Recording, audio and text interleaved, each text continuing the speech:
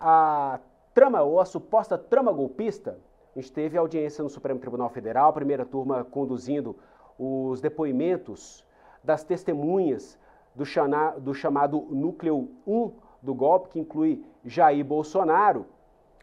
PGR dividiu em núcleos. Jair Bolsonaro estaria ali compondo, junto com outros que seriam os cabeças do golpe, esse chamado Núcleo 1. E hoje a gente teve mais um depoimento sendo prestado na primeira turma do STF, sem a presença de câmeras, sem a possibilidade até mesmo de os advogados fazerem gravações ali por vídeo, né? E quem estava lá acompanhando, anotando tudo e que tem todos os detalhes é a Paola Cuenca, que vem acompanhando essa história desde o início, e ela conversa com a gente ao vivo agora aqui no Poder Expresso. Seja bem-vinda, minha amiga. Boa tarde. Boa tarde para você, Jesus. Para quem está nos acompanhando, pois é, a gente acompanhou hoje o testemunho do Brigadeiro Batista Júnior, que é ex-comandante da Aeronáutica aqui no nosso país. Ele atuou como comandante da Aeronáutica durante o governo de Jair Bolsonaro. E, bom, esse foi a última tomada de depoimento de testemunhas de acusação, ou seja, aquelas testemunhas que foram elencadas pela Procuradoria-Geral da República. E, olha, Batista Júnior deu um depoimento falando que houve sim a realização de reuniões envolvendo o ex-presidente Jair Bolsonaro com os comandantes das Forças Aéreas, reuniões com um aspecto golpista, que Bolsonaro sabia que não havia fraude nas eleições, nas urnas eletrônicas, mas mesmo assim queria continuar debatendo medidas sobre estado de exceção. E ele também confirmou que houve debate a respeito da possibilidade de prisão de autoridades, como o ministro do Supremo Tribunal Federal, Alexandre de Moraes. Esse depoimento de Júnior durou aproximadamente 1 hora e meia.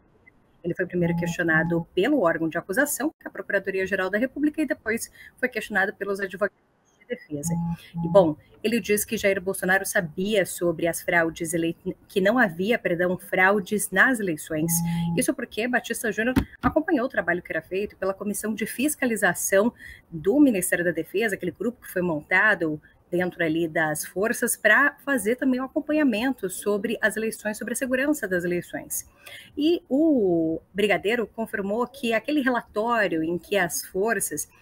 o Ministério da Defesa até elaborou dizendo que não havia fraudes nas eleições, não foram detectadas fraudes, esse relatório ele já teria ficado pronto logo após o primeiro turno das eleições, mas Bolsonaro teria pressionado para que esse relatório não fosse divulgado, tanto é que ele só foi divulgado ali em novembro, no começo de novembro, depois já da realização do segundo turno das eleições. O Brigadeiro relata que havia um grupo entre ele, o general Freire Gomes, que é o ex-comandante do Exército, e o ministro da Defesa, general Paulo Sérgio Nogueira, que tentavam debater com Bolsonaro em várias reuniões que aconteciam depois do resultado das eleições, tentavam demover a ideia de Bolsonaro de que ainda seria possível fazer alguma coisa sobre o fato dele, então, não ter sido reeleito. Mas que ele entendeu que no momento em que havia ali alguns debates nas reuniões sobre a situação de instabilidade social, sobre as pessoas estarem muito divididas, muitas pessoas estarem revoltadas com o resultado das urnas, insatisfeitas com a vitória do hoje presidente Lula, ele entendia que no debate sobre aquilo, ali no começo, se tratava sobre, olha, a possibilidade de uma grande convulsão social, é possível que então seja necessário ter um decreto de garantia de lei da ordem em alguma cidade ou estado específico para controlar os ânimos dessas pessoas que estão insatisfeitas com o resultado das urnas. Mas o Brigadeiro relata que a partir do dia 11 de novembro começou a sentir que aqueles diálogos não estavam realmente falando sobre a possibilidade de conter uma convulsão social, mas que poderiam ter um caráter de tomada de poder. Isso porque ele diz que começou a se debater algumas medidas de exceção, estado de defesa, estado de sítio, que eram medidas que não se justificariam diante do panorama do que estava acontecendo de fato na sociedade brasileira, e por isso ele relata que começou a haver um desconforto, tanto por parte dele, quanto do general Freire Gomes, ex-comandante do Exército, quanto do então ministro da Defesa, Paulo Sérgio Nogueira. esses diálogos, enfim, seguiram acontecendo. Ele relata que houve, sim, aquela fala do general Freire Gomes, afirmando que se Bolsonaro continuasse debatendo aquele tipo de conversa, o próprio general Freire Gomes teria que prendê-lo em dado momento. Ele reafirma isso, algo que foi negado por Freire Gomes no depoimento na segunda. O ex-comandante do Exército disse que nunca deu voz de prisão a Bolsonaro. E então, hoje, Batista Júnior reafirma que houve sim uma conversa nesse sentido, mas que Freire Gomes foi muito educado, muito polido, que não se tratou de fato de uma voz de prisão. Mas um comentário: olha, presidente, se o senhor continuar fazendo esse tipo de coisa, eu vou ter que prender o senhor. Mas houve sim, de fato, esse diálogo ali, pelo que foi relatado pelo brigadeiro. Paola, o Batista Júnior, ele fala algo ali que pode soar como uma responsabilização, né? Ele atribuindo responsabilidades a Bolsonaro, mas ao mesmo tempo, ele parece, pelo que você já adiantou para a gente em termos de informações aqui, ele parece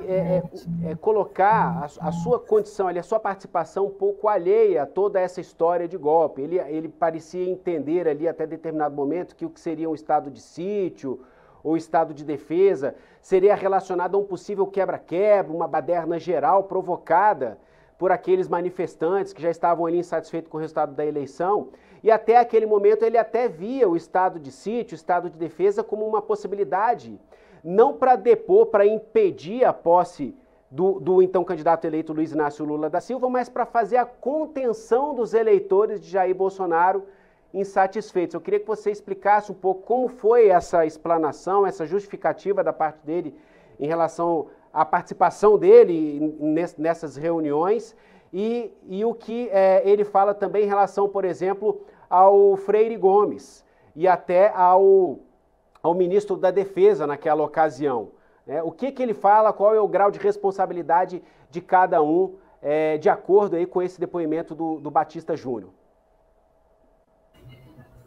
Olha, a gente até observou no depoimento que foi dado pelo ex-comandante do Exército, o general Freire Gomes, na segunda-feira, até falas que aliviavam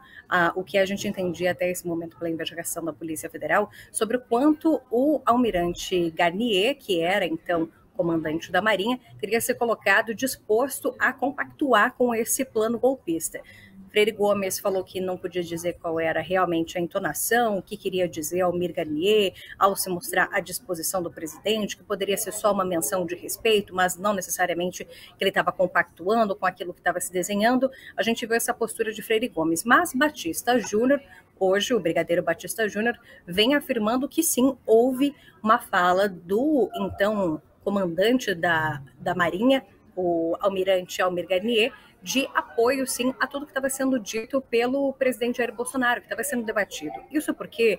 o brigadeiro Batista Júnior relata que nessas reuniões que foram acontecendo durante o mês de novembro,